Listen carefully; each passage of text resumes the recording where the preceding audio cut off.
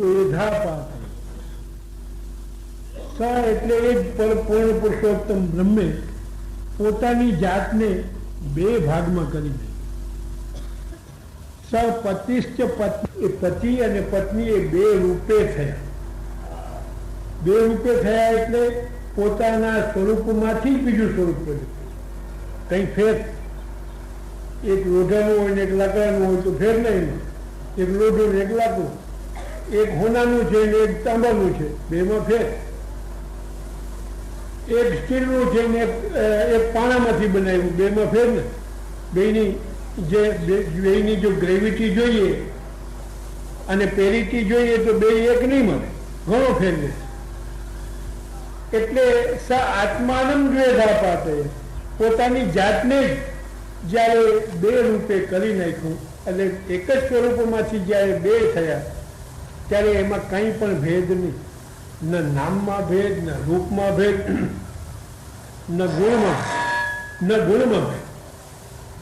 એક ચણો લીધો, એ ચણાને બે ટુકડા આપણે કર્યા તો બે ટુકડા કરીએ એટલે બે સમાન ભાગ છે ત્યારે દાળ કહેવાય ને કે નહીં? આ બધા વેપારીને ખબર. ચણો અને દાળ એ થાય તો ચણામાંથી જ ને, દાળ પણ થાય તો ચણામાંથી જ ને, કે બીજી ઓરાઈમાં એક જ એ ચણો કહેવાય, એમાંથી દાળ થાય. એ બે ફાડિયા એને થાય. પછી મશીનમાં કહો કે ખાંડીને કરો, એ બે ફાડિયા જે થયા એ એક જ દાળ, એક જ જે છે ચણાના બે ફાડિયા અને એક જ ક્વોલિટી, એક જ નસલ, એક જ રંગ, એક જ રૂપ, એક જ ગુણ, એના બે રૂપ થયા. એમાં બીજું નથી, એકનું એક થયું. એટલે એ પોતે પૂર્ણ પુરુષોત્તમે જ્યારે પોતાની ઈચ્છાથી સ્વામીની સ્વરૂપ જ્યારે ગ્રહણ કર્યું એટલે એ એક આહ્લાદની શક્તિ થઈ. ઐશ્વર્ય, વીર્ય, યશ, શ્રી, જ્ઞાન અને વૈરાગ્ય આ છ ધર્મ સ્વરૂપ એવું જે પૂર્ણ પુરુષોત્તમ, એમાંથી એક આહ્લાદની શક્તિ. એટલે સુખથી વધારે આહ્લાદ. સુખ તો લૌકિક છે, સુખનો ભોગ ઇન્દ્રિયો દ્વારા થાય અને એ ભોગ જે છે એ શાંત હોય, કાયમ ભોગ થાય નહીં. રોજ ખાંડનું ખવડાવો તમે કંટાળી જાઓ 8 દીમાં કે હવે તો ભાઈ કંઈક જો તમે ફરસાણ બનાવો તો હાલો, બાકી મોઢું ભાંગી ગયું. એટલે એ સુખ એનો ભોગ ઇન્દ્રિયો દ્વારા થાય અને જે આનંદ છે આનંદનો ભોગ ઇન્દ્રિયો દ્વારા નથી થતો પણ આત્મા દ્વારા થાય. અને એ આનંદના ભોગ કરવાની માટે ઇન્દ્રિયોની જરૂર નથી, આત્માની જરૂર છે. અને જે સુખ છે સુખના ભોગ માટે થઈને ઇન્દ્રિયોની જરૂર પડે છે, દેહની જરૂર પડે છે. લૌકિક પદાર્થ અને લૌકિક જે સહકાર આપે એવા સાધનોની જરૂર પડે છે. રાંધવા કૂળવામાં કેટલી માથાકૂટ થાય, કેટલો સમય જાય અને કંઈક દાજી જાય, કંઈક બળી જાય, મહોતા બળી જાય, હાટલા બળી જાય, ત્યાં જઈને એક રસોડાની વસ્તુ સિદ્ધ થાય.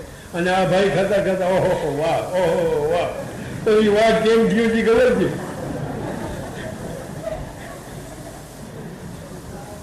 એટલે સુખના ભોગ માટે થઈને આટલી બધી વસ્તુ કરવી પડે છે પણ આનંદ માટે આ શ્રમ લેવાની કોઈ જરૂર નહીં.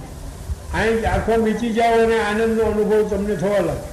અને એ આનંદથી પણ પરે એક બીજો શ્રેષ્ઠ, સર્વશ્રેષ્ઠ આનંદ છે જેનું નામ છે આહ્લાદ. અને એ આહ્લાદની શક્તિ એ શ્રી સ્વામીની. એટલે પ્રભુ નંદકુમારો મેં સ્વામીની વૃષભાનુજા, સ્વામીનીજી છે એ અમારી સ્વામીનીજી છે. અને આ બે તત્વ જ્યારે અમારા સર્વોપરી છે, ઈષ્ટ છે, ત્યારે કૃતાર્થોહમ કૃતાર્થોહમ કૃતાર્થોહમ ન સંશય. તો હું કૃતાર્થ છું. કૃતાર્થનો અર્થ આધિ દૈવિક રીતે પણ કૃતાર્થ છું, આધ્યાત્મિક રીતે પણ કૃતાર્થ છું અને આધિ ભૌતિક રીતે પણ કૃતાર્થ છું. હવે મારે કૃતાર્થતા માટે કંઈ પણ કરવા પડવું કે વિચારવાની કોઈ જરૂર નથી. એટલે એવા જે યુગલ સ્વરૂપ છે તસ્ય સેવા પ્રકુર્વીત, એની તમે સેવા કરો. ઉપાસના નહીં, પૂજા નહીં, પૂજા નહીં, ઉપાસના નહીં. કારણ કે પૂજા અને ઉપાસના દ્વારા પૂર્ણ પુરુષોત્તમની પ્રાપ્તિ થતી નથી. કેવલ સેવા દ્વારા જ પૂર્ણ પુરુષોત્તમની પ્રાપ્તિ થાય છે. બીજા દેવ દેવાંતરોની પ્રાપ્તિ ઉપાસના દ્વારા કે પૂજા દ્વારા થાય. પૂજા માર્ગ જુદો છે, ઉપાસના માર્ગ જુદો છે, અને નિર્ગુણ ભક્તિનો માર્ગ જુદો છે. વહાં ઈષ્ટની ઉપાસના થાય, બીજા માર્ગમાં ઈષ્ટની પૂજા થાય, અને પુષ્ટિ માર્ગની અંદર ઉપાસના કે પૂજાથી એની પ્રાપ્તિ ન થાય, પણ સેવાથી પ્રાપ્તિ થાય. સેવા અને પૂજા પણ ભિન્ન છે. જે સેવા છે એ સર્વશ્રેષ્ઠ એવા ઈષ્ટદેવને એને સુખ થાય, એની પ્રસન્નતા થાય અને એને સંતોષ થાય, એ જાતની એના કયા પહેલાં સિદ્ધ કરી દેવી એવી જાતની અને કોઈ પણ જાતની કામના રાખ્યા સિવાય જે કોઈ પણ ક્રિયા કરવામાં આવે એનું નામ, ભાવપૂર્વક ક્રિયા કરવામાં આવે એનું નામ છે સેવા. અને એ સેવાથી પૂર્ણ પુરુષોત્તમની પ્રાપ્તિ તો ઠીક, પૂર્ણ પુરુષોત્તમ ઋણી બની જાય. પૂર્ણ પુરુષોત્તમ ઋણી બની જાય. જે ગોપીજનોને ભગવાને સ્વયમે દસમ સ્કંધની અંદર રાસલીલાના અંતમાં આજ્ઞા કરી છે કે ન પાળીએ હમ નિરવધ્ય સંયુજામ સ્વ સાધુકૃત્યમ વિબુધાયુષા પીવા. તમે જે મારી પુષ્ટિ ભક્તિ રૂપી જે સેવા કરી છે, મારી જે ભક્તિ કરી છે, એ ભક્તિનો બદલો મારે ચૂકવવો જોઈએ, નહીં તો હું નગુણો ગણું. પણ એ બદલો વાળવાને માટે સૌથી વધારે સમય મારે જોઈએ, અને બ્રહ્માના આયુષ્ય કરતાં વધારે સમય કોઈના જીવનનો નથી. એટલે બ્રહ્માનું આયુષ્ય લઈને પણ એનો બદલો હું વાળવા માગું તો તમારી ભક્તિનો બદલો હું વાળી શકું એમ નથી. આનું નામ છે ઋણી બનવું, પ્રસન્ન નહીં. પ્રસન્ન તો એક ઓર્ડિનરી માણસને પણ તમે પ્રસન્ન બની શકો. એક ઓફિસરોને સલામ કરીને એક સિગરેટનું એક પેકેટ ખિસ્સામાં મૂકી દે ખુશ થઈ જાય, બસ એટલી જ વાત. પણ પૂર્ણ પુરુષોત્તમને પ્રસન્ન તો ઠીક, પણ ઋણી બનાવી દેવી એવી જો ભક્તિમાં જો સામર્થ્ય હોય તો એ સામર્થ્ય નિર્ગુણ ભક્તિમાં છે, પુષ્ટિ ભક્તિમાં છે. આ બહુ હાઈએસ્ટ ટાઈપની ભક્તિની વાત છે. અને હાઈ ટાઈપ ઓફ ફળ જેને કહીએ છીએ એની વાત છે. કદાચ કોઈને આ સાંભળીને સમજમાં પણ ના આવે, સ્વાભાવિક છે. પણ મૂળ જ્યારે તમે આગળ વધશો અને આનું સ્વરૂપ સમજશો ત્યારે તમને પોતાને પણ આ વસ્તુની સમજ આવશે. અસ્તુ તો તસ્ય સેવામ પ્રકુર્વીત યાવત જીવમ, જીવન પર્યંત. શ્રાવણ મહિનો આવે ને નિયમ લઈ લઈએ કે આ બીલીપત્ર ચડાવવા આખો મહિનો, પછી કંઈ નહીં હો, પછી કંઈ નહીં. શ્રાવણ મહિનો આવે એટલે આ રોજ આટલું દાન કરવું, બસ પછી કંઈ નહીં. અહીં એવા સોદાબાજી થતી નથી પુષ્ટિ માર્ગમાં. પુષ્ટિ માર્ગમાં એવી સોદાબાજી થતી નથી. યાવત જીવન, જીવન પર્યંત સેવા કરવી જોઈએ. અને સેવા કરવી એ તમારો સ્વધર્મ છે, આત્મધર્મ છે, દેહધર્મ નહીં. દેહધર્મ તો દેહ મરી જવાનો છે, એની સાથે એ ધર્મ ગયો. પણ આત્મધર્મ કદી નષ્ટ થતો નથી. આત્મા મળે કે દેહ મળે. તમે ક્યાંય પશ્ચિમવાદી બની જતા નહીં. આત્મા નથી મળતો ભાઈ સાહેબ. વહાં પશ્ચિમ વચ્ચે કે આત્મા છૂટી ગયો, આત્મા આપણે કહે છે કે દેહ મરી ગયો. આ પશ્ચિમ અને પૂર્વમાં અંતર છે. એટલે આત્મધર્મ એટલે આપણો આત્મધર્મ છે કે પ્રભુનું સેવા અને સ્મરણ કરવા. તસ્ય સેવા પ્રકુર્વીત યાવત જીવમ સ્વધર્મતા. સ્વધર્મતા એટલે આત્મધર્મથી. સ્વધર્મતાનો બીજો અર્થ છે કે વર્ણાશ્રમ ધર્મથી. કોઈ પણ રીતે યાવત જીવનની સેવા કરવી. અને તે સેવા કઈ રીતે કરવી? ન ફલાર્થમ, કોઈ ફલની કામનાથી સેવા ન કરો. ન ફલાર્થમ, ન ભોગાર્થમ, કોઈ ભોગની પ્રાપ્તિ માટે કે અમુક જાતનો ભોગ મને મળી જાય એની પ્રાપ્તિ માટે નહીં. અને ન પ્રતિષ્ઠા પ્રસિદ્ધ, પ્રતિષ્ઠા માટે પણ નહીં અને પ્રસિદ્ધિ માટે પણ નહીં. જો એ કરશો તો એ નિર્ગુણ ભક્તિ નહીં કહેવાય, સગુણ ભક્તિ કહેવાશે, સકામ ભક્તિ કહેવાશે. ભક્તિ તો પ્રહલાદે પણ કરી અને ધ્રુવે પણ કરી. શ્રેષ્ઠ કોની ભક્તિ થઈ? આપણી મોઢાની વાત નથી, શાસ્ત્રોની વાત છે. શ્રેષ્ઠ ભક્તિ કોને થઈ? શ્રેષ્ઠ ભક્તિ પ્રહલાદની થઈ, ધ્રુવની નહીં. ધ્રુવે પણ ભક્તિ તો કરી, પણ ધ્રુવે જે ભક્તિ કરી એ મર્યાદા ભક્તિ કરી અને સકામ ભક્તિ કરી. પિતાના ખોળામાં બેસવા ગયો, ઓલી નવી માતા એને રોક્યો, ક્યાં જાય? તો કે પિતાના ખોળામાં બેસવો. હવે જોયો બેસવાવાળો, તારાથી નહીં બેસું. હું નહીં બેસું, આ મારા પિતા નથી. તારા પિતા છે, પણ પિતા હોય તો મારો ભાઈ કેમ ખોળામાં બેઠો? એમ બીજા ખોળામાં હું બેસી જાઉં? તો કે નહીં, તારે પિતાના ખોળામાં બેસવું હોત તો મારા પેટે જન્મ લેવો હતો. એમ? હા એમ. વેદાંત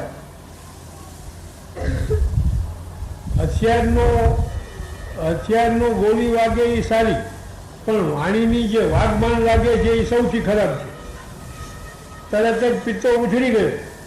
એમ હવે તો હું એવું આસન લઉં, એવી સિદ્ધિ મેળવું, એવું સ્થાન પ્રાપ્ત કરું કે મારા પિતાના આસન કરતાં પણ ઊંચું આસન, તો જ હું જે છે મારા પિતાનો પુત્ર કહેવાય. અને તપશ્ચર્યા આદરી હતી. એ સમયમાં તપશ્ચર્યાનું જ મહત્વ હતું. આમ તપશ્ચર્યા કરે તો આ સિદ્ધિ મળી જાય, આ તપશ્ચર્યા કરીએ તો આમ કરીએ તો પૈસાનો રૂપિયાનો ઢગલો થઈ જાય, આમ કરીએ તો હોનાનો ઢગલો થઈ જાય. આમ એવી સિદ્ધિમાં જ લોકોની વધારે ઓલી હતી. સિદ્ધિ વાતે ચડી ગયા. ભગવાનને થયું કે આ નાનું બાળક અને આવી સકામ ભક્તિમાં તપશ્ચર્યાને વાટે ચડી ગયો છે, આને કંઈ મળવાનું તો છે નહીં, આને કોણ સમજાવે? નારદને મોકલ્યા કે જાઓ તમે એના ગુરુ બનો. નારદ એના ગુરુ બન્યા. નારદ એના ગુરુ બન્યા અને એ પણ અનુગ્રહ ગુરુ બન્યા. 13 પ્રકારના ગુરુઓ શાસ્ત્રમાં બતાવ્યા છે. એમાં સર્વશ્રેષ્ઠ ગુરુ બતાવ્યા છે અનુગ્રહ ગુરુ, જે કોઈ પણ જાતના લીધા દીધાનો સંબંધ રાખ્યા વિના બીજાનું કલ્યાણ થાય, હિત થાય એવી જ ઈચ્છાથી સામા ચાલીને જે મળે, અને લૌકિક નહીં પણ અલૌકિક સુપરનેચરલ જે છે એ જન્મને સિદ્ધ કરવાને માટે એને કંઈક દાન કરે, બ્રહ્મ વિદ્યાનું દાન કરે, એવા અનુગ્રહ ગુરુ. આ શું માંગ્યું છે તે શા માટે કરવું જોઈએ? તારો દેખાવ જોતા તો તું કોઈ રાજપુત્ર લાગુ છું, અને રાજાનો પુત્ર હોય, સુખી જીવન જીવતો હોય, એને અહીં વનમાં આવવાનું કામ શું? અને વનમાં આવીને પણ આવી તપશ્ચર્યા કરવાનું કામ શું? તપશ્ચર્યાથી જે મળવું છે એ તો તને તારા બાપને તારા 7 પેઢી સુધી ખૂટે નહીં એટલું છે કે રાજ્ય છે આખું, અને આ આટલો બધો ત્રેખડ કરવાની જરૂર શું? વાત કરી કે આ રીતે અરે એક એવું સ્થાન મેળવવા માટે તું આવી તપશ્ચર્યા કરે છે? બેટા, હું તને સલાહ દઉં છું કે આ તપશ્ચર્યા કરવાથી કંઈ સિદ્ધિ નહીં મળે, કંઈ મળવાનું નથી, અને તું કરી શકીશ નહીં. તપશ્ચર્યા કરવા માટે બુદ્ધિ જોઈએ, અનુભવ જોઈએ અને સહનશક્તિ જોઈએ. એ તારા 5 વર્ષના બાળકમાં ક્યાંથી હોય? તો કે તો મહારાજ આપ આજ્ઞા કરો એ કરો. નહીં, આ બધું મૂકી દે, અને હું તને ગુરુ મંત્ર આપું છું, બ્રહ્મ વિદ્યા આપું છું. એ બ્રહ્મ વિદ્યાનું દાન કર્યું, અને બ્રહ્મ વિદ્યાનું દાન કર્યા પછી ઓમ નમો ભગવતે વાસુદેવાય આનો એક આસનથી સ્થિર ચિત્ત રાખીને તું જપ કર. એટલે અર્થ શું થયો કે એને જે યોગ છે એ યોગના 4 પ્રકાર છે. એમાં મંત્ર યોગ બતાવ્યો, અને એ મંત્ર યોગનું દાન આ વિષ્ણુ મંત્ર વાસુદેવ મંત્ર આપીને એના જે છે એ અનુગ્રહ ગુરુ બનીને એ મંત્રનું દાન કર્યું અને યોગની ભક્તિ દ્વારા, ભક્તિ અને યોગ બેનું મિશ્રણ, એનું નામ છે મંત્ર યોગ. યોગ અને ભક્તિ એ બેનું મિશ્રણ, એનું નામ છે મંત્ર યોગ. એ મંત્ર યોગનું દાન કર્યું અને નિયમ બતાવ્યો. વધારે સિદ્ધિ કેમ મળી? યમુનાના કિનારા ઉપર તારે વાસ કરવું અને મધુ વનમાં બેસીને આ જપ કરવું. એક તો યમુનાનો કિનારો, એમાં પ્રભુએ જ્યાં જ્યાં લીલાઓ કરી છે એવા મધુ વનની અંદર સ્થાન મેળવીને બેસવું અને ત્યાં આ મંત્રનો જપ કરવો, ભક્તિપૂર્વક હૃદયથી એનો જપ કરવો. એનાથી એને સિદ્ધિ પ્રાપ્ત થઈ, ભગવત દર્શન થયા અને ફળ શું મળ્યું? ધ્રુવલોક મળ્યો. એ ન્યાન્ય બેઠો. ભગવત દર્શન એને થાય નહીં, ભગવત દર્શન થાય નહીં, લીલામાં જઈ શકાય નહીં.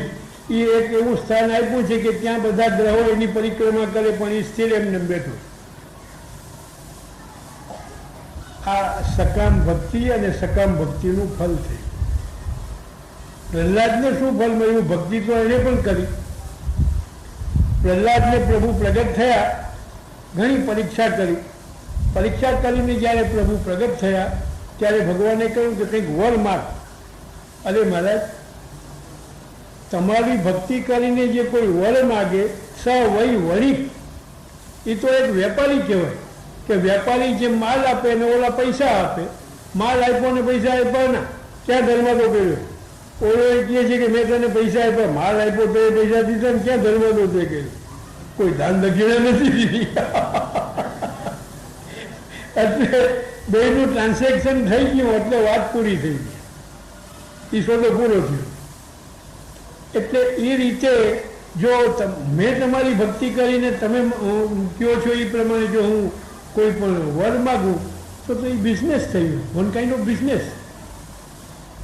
એટલે એ બિઝનેસ કરવાનું નથી માગતો. તમે મારા સ્વામી છો એટલા માટે જ મેં તમારી ભક્તિ કરી છે.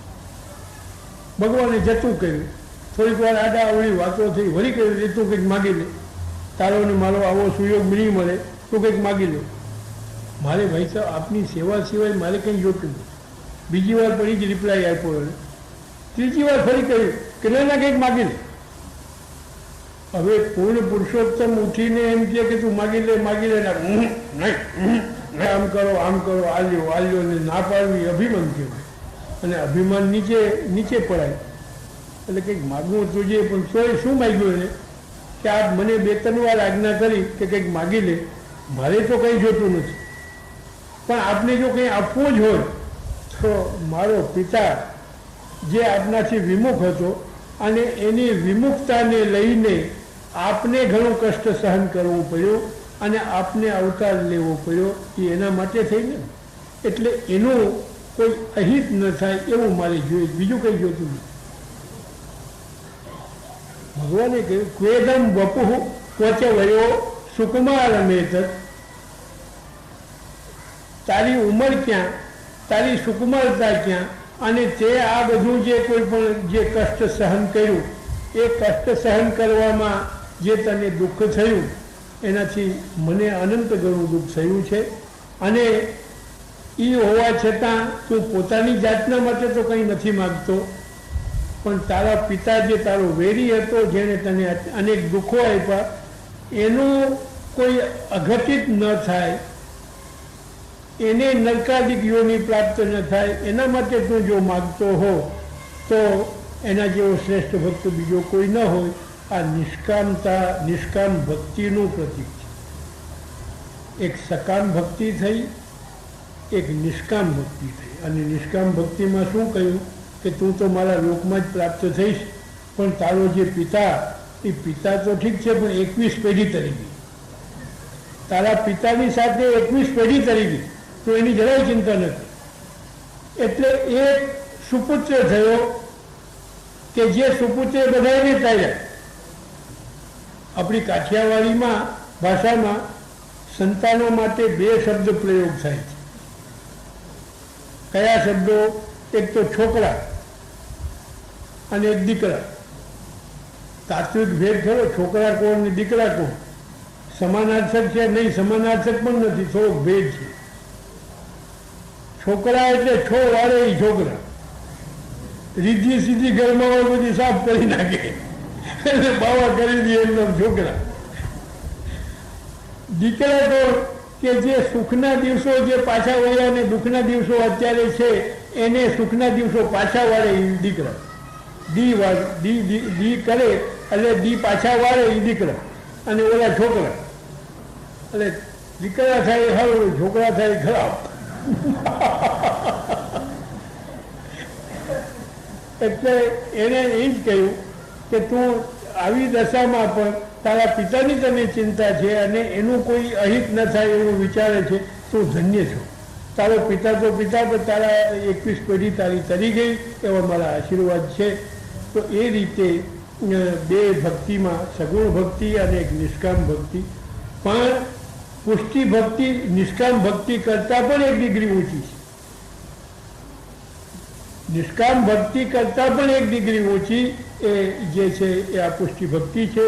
એટલે તસ્ય સેવામ પ્રકુર્વીત યાવત જીવમ સ્વધર્મતઃ ન ફલાર્થમ ન ભોગાર્થમ ન પ્રતિષ્ઠા પ્રસિદ્ધે. પ્રતિષ્ઠાને માટે કે પ્રસિદ્ધિને માટે પણ જે છે એ ભાવ ન રાખે અને સેવા ન કરે. ભગવત સુખાર્થ ભગવત પ્રાપ્ત્યર્થ જ જે છે એ ઓલું કરે.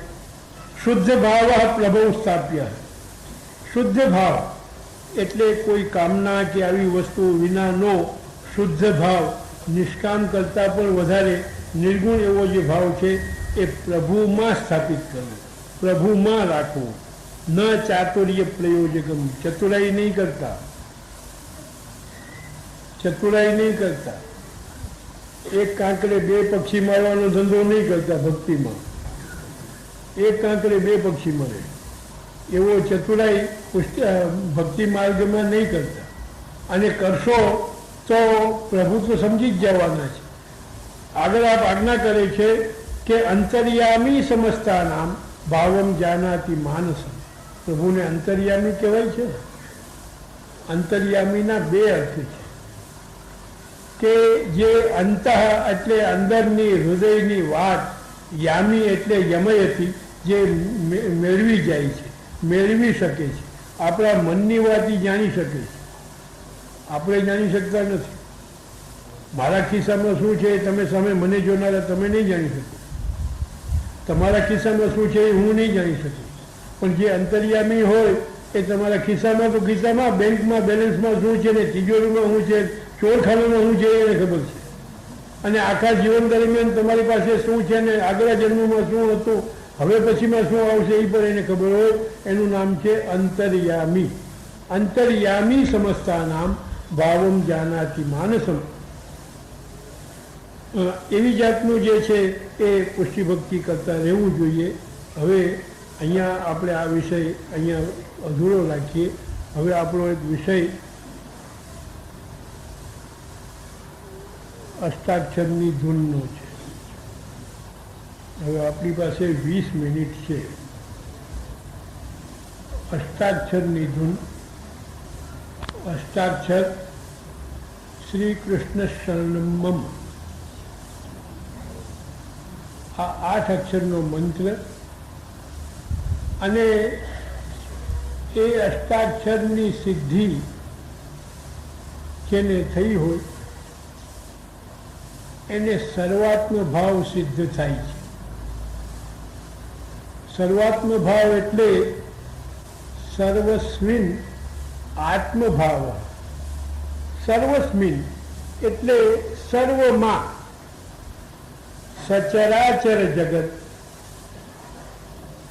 ચેતન અને અચેતન એવું જે જગત, પ્રત્યેક મનુષ્ય, પ્રત્યેક પશુ, પ્રત્યેક પક્ષી, સ્થાવર જંગમ, આ બધામાં આત્મ એટલે ભગવાન એનો ભાવ સર્વમાં પદાર્થ રૂપે ન દેખાય પણ પ્રભુ રૂપે દેખાય. પ્રભુ સિવાય એ પદાર્થ રૂપે ન દેખાય. આવી જાતની એક સિદ્ધિ, એનું નામ છે સર્વાત્મ ભાવ. પુષ્ટિ માર્ગનો એક ટેકનિકલ શબ્દ છે. ટેકનિકલનો અર્થ એ છે કે એમાં જે એનો અર્થ થતો હોય એ જ થાય, બીજો અર્થ ના લેવાય. શબ્દોના સમાનાર્થકત્વ અને બીજા અનેક અર્થો થતા હોય, પણ ત્યાં ટેકનિકલી જે શબ્દનો પ્રયોગ જે અર્થ કરવામાં આવ્યો હોય એ જ કરવો જોઈએ, બીજો ન કરાય. અને બીજો કરો તો અર્થાભાસ થઈ જાય. સૂફીઝમનો એક સૂફી ભક્ત જે ઈશ્વરમાં લીન રહેતો હતો, જેને આવી જાતની ભગવાને બુદ્ધિનું દાન કર્યું હતું કે ભગવાન સર્વ પદાર્થોમાં દેખાય. એ ભગવાનને કહે છે, શું કહે છે? ભગવાનને ઠપકો આપે છે, तुम अगर कुछ भी नहीं तो सब में नजर आते हो क्यों?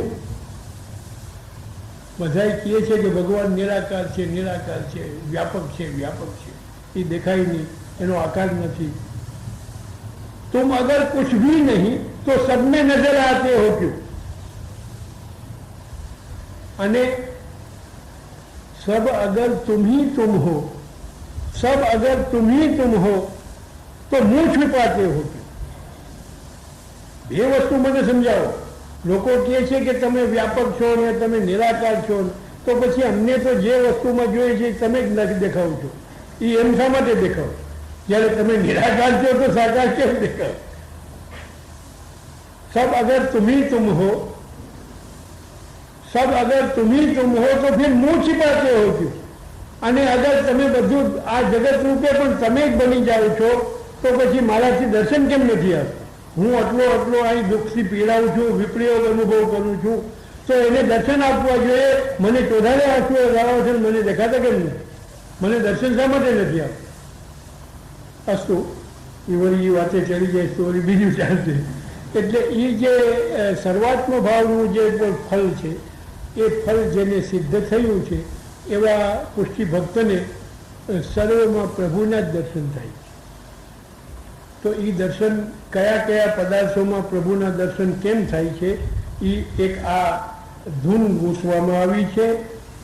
અને વધારે ઉત્તમ વાત તો એ છે કે આ અષ્ટાક્ષરની ધૂન મારા મામીજી એટલે પોરબંદરમાં જે શ્રી દ્વારકેશલાલજી બિરાજતા, એમના વહુજી મારા મામી થાય, એમણે આ લખી છે. કુમુદની એવી છાપ એમણે રાખેલી છે.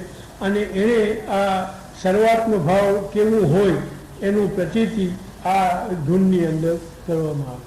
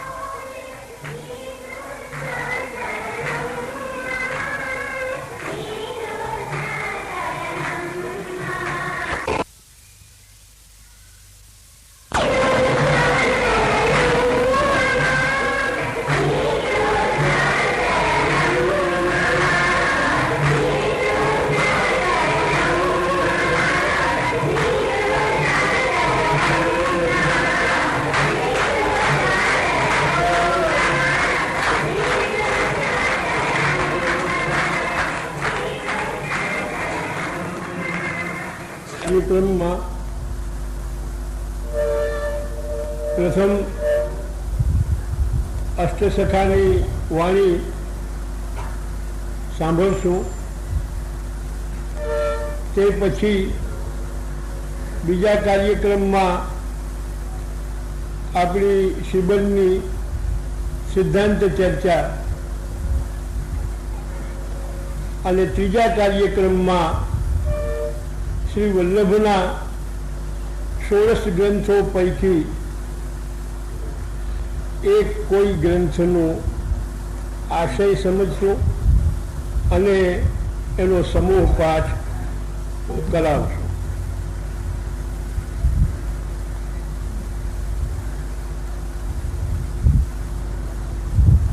જેને આપણે કીર્તન કહીએ, પુષ્ટિમાર્ગીય કીર્તનોમાં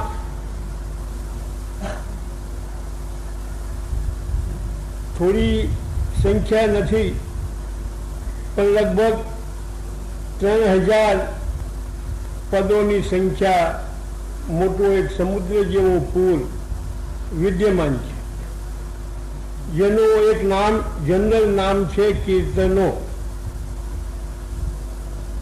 કીર્તનોમાં અષ્ટસખા એટલે 4 શ્રી મહાપ્રભુજીના અને 4 શ્રી ગુસાઈજીના બંને મળીને અષ્ટસખા થાય. અષ્ટસખા, અષ્ટછાપ એની ઘણી વાતો મારા કાલના વક્તવ્યમાં હું કહી ગયો છું. એ લગભગ 3000નું પૂર. એના જો વિભાગો જોઈએ તો ઘણા વિભાગો થાય. આશ્રય અને દીનતાના પદો જે 2 વર્ગમાં વહેંચાયેલા છે, આશ્રયમાં અને દીનતામાં. દીનતા એટલે અલૌકિક દાસ્ય. એક દાસ્ય વૈદિક છે, જેને વૈદિક દાસ્ય કહીએ અથવા મર્યાદા દાસ્ય કહીએ. એનાથી ભિન્ન એક અલૌકિક દાસ્ય છે, જે દાસ્યનો ખાસ પ્રતીક,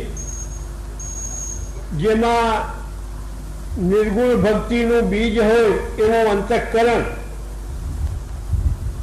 અને એ નિર્ગુણ ભક્તિને લઈને એનું અંતઃકરણ, હૃદય એટલું દ્રવીભૂત હોય કે જેની અંદર અલૌકિક દાસ્ય ફેરી શકે. મર્યાદા દાસ્યમાં ફરક એ છે કે દાસ્ય તો છે, પણ ઘણીવાર દીનતા વહી જાય, અને દીનતા વહી જાય એટલે બીજા જે દુર્ગુણો છે, દંભ છે, અને એ જાગૃત થતાં દાસ્ય ઘવાઈ જાય. અને દાસ્ય ઘવાય એટલે ભક્તિની અંદર પણ એટલો અંતરાય થાય. જ્યારે અલૌકિક દાસ્ય જો હૃદય સ્થિત થઈ જાય અને ભક્તિ બીજ, નિર્ગુણ ભક્તિનું બીજ હૃદયમાં હોય, તો એવું દાસ્ય કોઈ દી ખંડિત થતું નથી, સદાકાલને માટે એવું ને એવું રહે છે.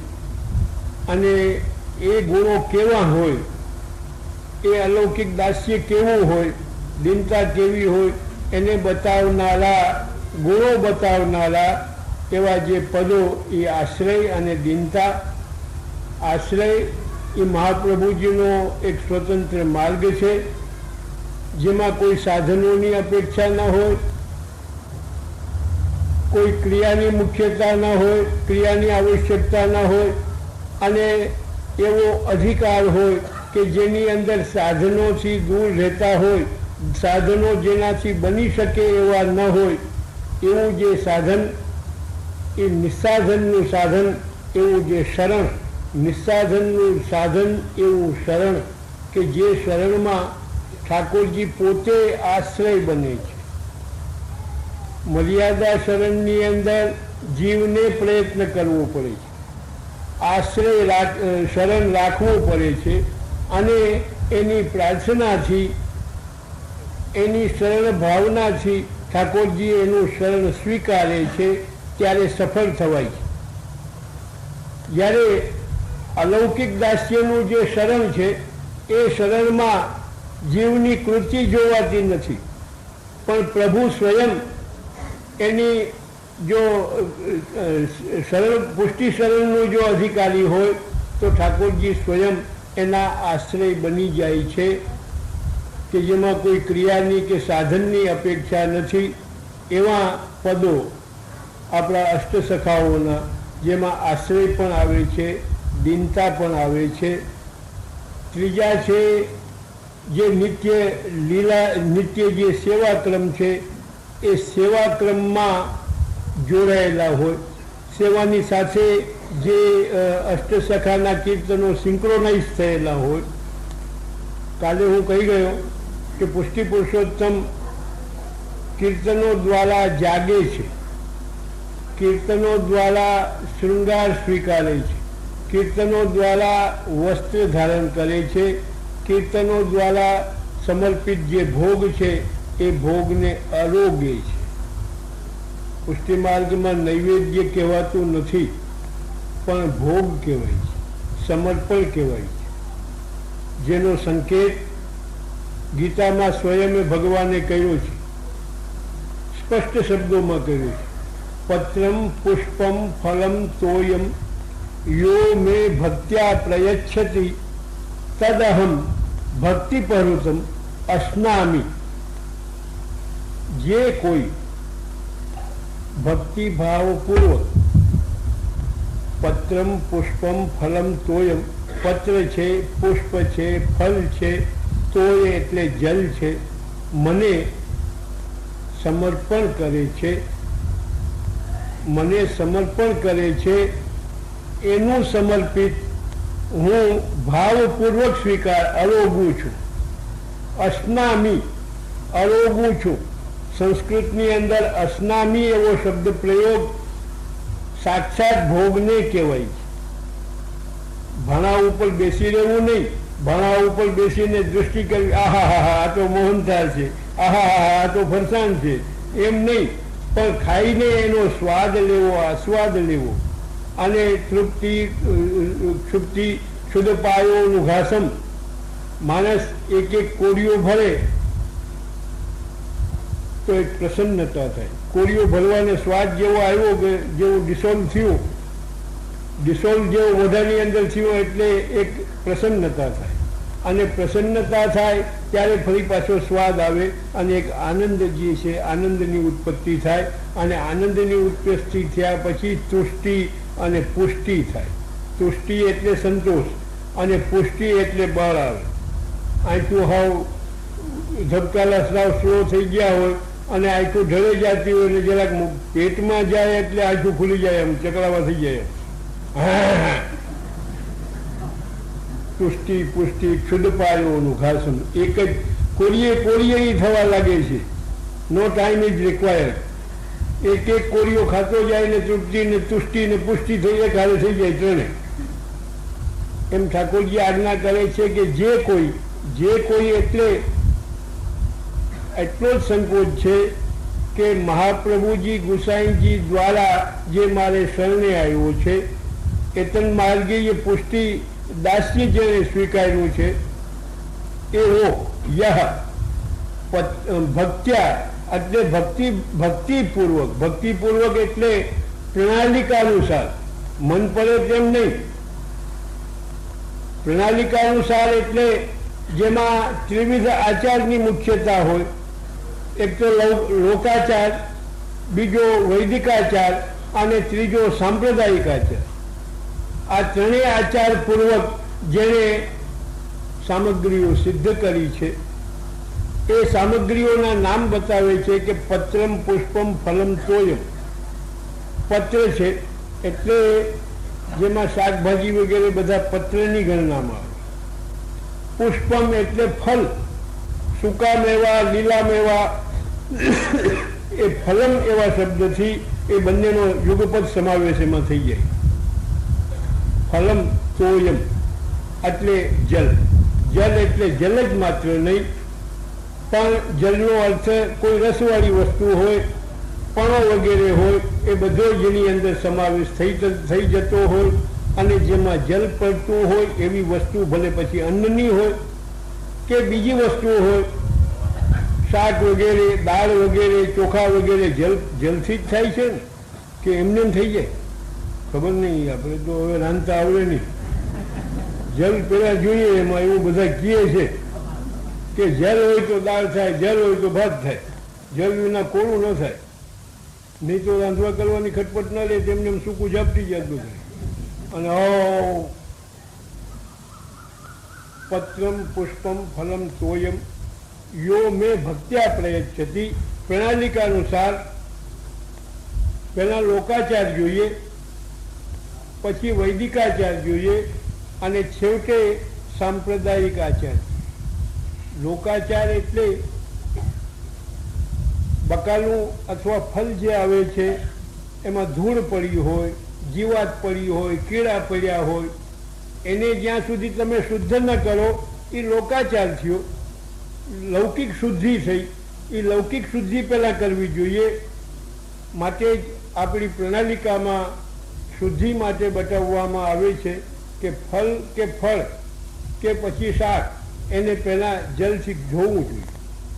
જલથી ધોવો એટલે બીજું બાહ્ય કસ્તર, કૂડો કસ્તર, જીવાત વગેરે બધી નીકળી જાય, ભાગી જાય. અને પછી એમાં કોઈ પણ જાતનું વીણવું કરવું એ બધી લૌકિક શુદ્ધિ થઈ.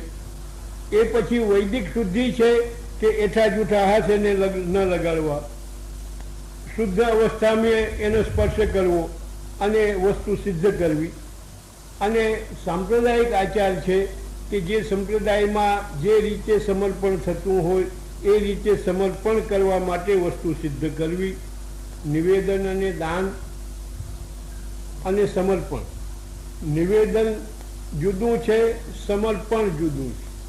અહીં તો બધી એક જ ઘંટીમાં પીસાય, સમર્પણ કયો કે નિવેદન કયો, પણ હકીકત બે જુદા છે. નિવેદન એટલે વોકલ પ્રેક્ટિસ, શબ્દથી કહી દેવું, વાણી દ્વારા ખ્યાપન કરવું કે આ વસ્તુ છે, આ આપના માટે છે, આ આપને સમર્પણ કરવાનું છે, આપને આરોગવાનું છે, આ એ જે છે કહી દેવું, એ વોકલ ટ્રાન્ઝેક્શન માત્ર થયું. વાણીથી જ આપણે કહ્યું, પણ હજી સમર્પણ કર્યું નથી. પણ એ વસ્તુ ત્રણેય આચારપૂર્વક પ્રણાલિકાનુસાર રીતે એને સિદ્ધ કરીને ઠાકોરજી સુખપૂર્વક આરોગી શકે એ રીતે ધરવું.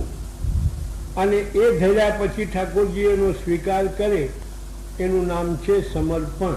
એટલે નિવેદન જુદું છે, સમર્પણ જુદું છે. કોઈ માણસ ક્યાંય જાય, કામે મોકલ્યો હોય તો કામેથી આવ્યા પછી એને બતાવે કે હું આમ તમારા કહેવા પ્રમાણે આમ ગયો, આટલા વાગે નીકળ્યો, આટલા વાગે પહોંચ્યો, આ કર્યું, અમુક ભાઈ મળ્યા, આ કામ આમ સિદ્ધ થયું અને આટલા વાગે ત્યાંથી નીકળીને અહીંયા હમણાં પાછો આવ્યો, આ કામ થયું. આ એ નિવેદન થયું.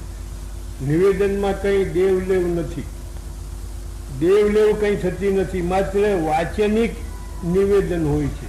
ટુ સ્ટેટ, ટુ એક્સપ્રેસ, કહેવાનું જ માત્ર હોય છે. પણ સમર્પણની અંદર એવું નથી. સમર્પણમાં નિવેદનની સાથે એક વસ્તુ ઠાકોરજીના ઉપયોગમાં લાવવામાં આવે છે અને ઠાકોરજી એનો ઉપયોગ કરીને પ્રસન્નતા આપે અને સંતુષ્ટ થાય, એનું નામ છે સમર્પણ.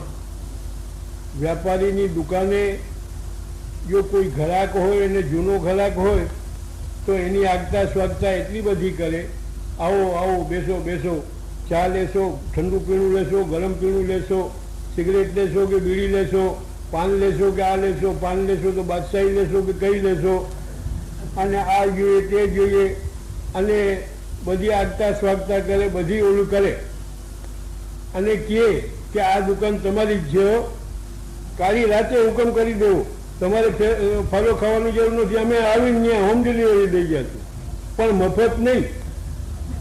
એ સાથોસાથ સમજી રાખવું જોઈએ, આ દુકાન તમારી છે, આ બધો માલ તમારો છે, જોઈએ એટલું લઈ જાજો, જોઈએ ત્યારે લઈ જાજો, પણ મફત નહીં. બિલ હારે આવે ભેળું, બિલ ભેળું હોય ને, ડેબિટ મેમો સાથે હોય કે આટલા બાકી છે.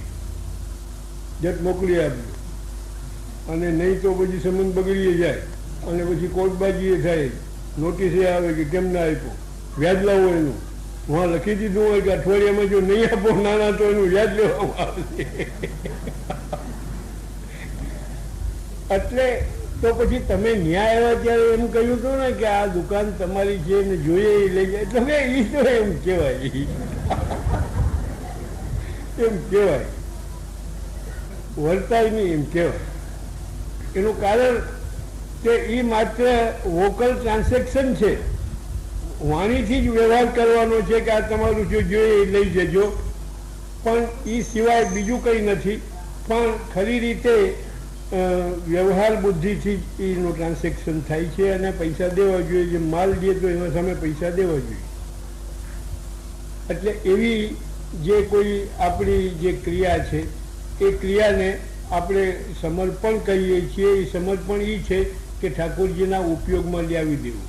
એટલે એ રીતે પત્રમ પુષ્પમ ફલમ તોયમ યો મેં ભક્ત્યા પ્રયચ્છતિ, જે કોઈ સમર્પણ કરે છે, તદ અહમ ભક્તિ પરુતમ અશ્નામી, હું ખાઉં છું. લોક ભાષામાં કહીએ તો હું ખાઉં છું. એટલે જો ભક્તિ વિનાનું હોય, આ ત્રણ પ્રણાલિકાઓની સાથેનું સમર્પણ ન હોય અને સમર્પણ ન હોય, તો એ જો શરતો એમાં લાગતી ન હોય તો એની વ્યાખ્યા થાય છે નૈવેદ્ય. અને નૈવેદ્ય જ્યાં આવે ત્યાં અશ્નામી હોતું નથી, પણ સૂક્ષ્મ અંશ માત્ર ભગવાન એનો સ્વીકાર કરે છે. પદાર્થનો સૂક્ષ્મ અંશ સ્વીકાર કરે છે, જાડો અંશ પડ્યો રહે છે. એક અર્થમાં નૈવેદ્ય ભગવાન સૂક્ષ્મ રીતે આરોગે છે એટલે ઓછું થતું નથી, અને ઓછું થતું નથી એટલે જ આ બધી તડક ભડક છે. જો ભગવાન ખાતા હોત ને ઓછું થઈ જતું હોત તો આટલું નૈવેદ્ય થાત નહીં. એટલે તદહમ ભક્તિ પરુતમ અશ્નામી. અશ્નામી જ્યાં શબ્દ લાગે છે ત્યાં જો મર્યાદાનો જો હોય તો અશ્નામી નહીં, પણ સૂક્ષ્મ અંશથી ગ્રહણ કરે છે. સૂક્ષ્મ અંશથી ગ્રહણ કરે તો ભગવાનનું પેટ કેમ ભરાય? સૂક્ષ્મ અંશથી જો ગ્રહણ કરે તો ભગવાનનું પેટ કેમ ભરાય? પેટ ભરાય. તમે જેને મધ કહો છો તિહોની, મધને મધથી ગળ્યું કંઈ ન હોય, ગોળથી ગળ્યું કંઈ ન હોય. મધ અને ગોળ એ બે ગળ્યા ને ગળ્યામાં અધિકમાં અધિક ગળપણવાળી વસ્તુ કહેવાય. પણ એ મધ બને છે કે મધપૂણામાંથી આવે છે. એ મધપૂણામાં ક્યાંથી ઘૂસી ગયું? મધપૂણામાં મધમાખીઓ એને ત્યાં ભેરો કરે છે. મધમાખીઓ ક્યાંથી લઈ આવે? મધમાખીઓ ઉડતી દરેક જેમાં રસ હોય અને જેમાં ગુણ હોય એવા પદાર્થો ઉપર બેસે છે, અને બેસીને એને પોતાના મોઢામાં એકઠું કરે છે, અને એ ત્યાં પેલા મધપૂડામાં જઈને મૂકે છે. અને એ જ્યારે એક સ્ટોક મોટો જ્યારે થાય ત્યારે એમાંથી મધ નીકળે છે. એટલે મધમાખી કેટલુંક લઈ આવે, તમારી ચપટીમાં આવે એટલું તો એ સાંજ સુધીમાં પણ ભેલું ન કરી શકે.